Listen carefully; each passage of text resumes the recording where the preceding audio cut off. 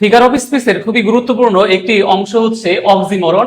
এই অক্সিমরন থেকে দেখো যে ঢাকা বিশ্ববিদ্যালয়ে এর আগে প্রশ্ন এসেছিল।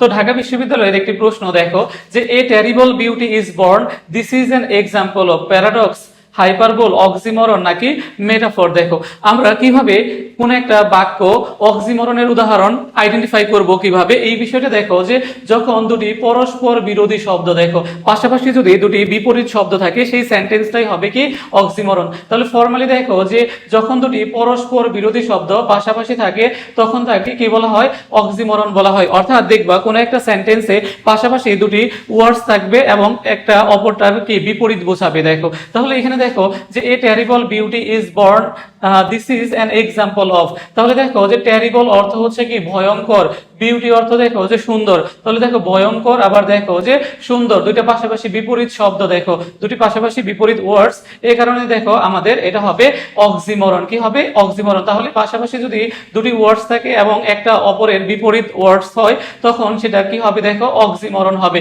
তাহলে দেখো যে শি ইজ বিউটিফুলি আগলি। দেখো তাহলে বিউটিফুলি অর্থ কি সুন্দরভাবে, আগলি অর্থ দেখো কুৎসিত। তাহলে সুন্দর আর কুৎসিত পাশাপাশি দুটি কি শব্দ, বিপরীত শব্দ। তাহলে এই সেন্টেন্সটা কিসের উদাহরণ, অক্সিমরনের উদাহরণ। অর্থাৎ শি ইজ বিউটিফুলি আগলি পাশাপাশি দুটি দেখো পরস্পর বিরোধী শব্দ।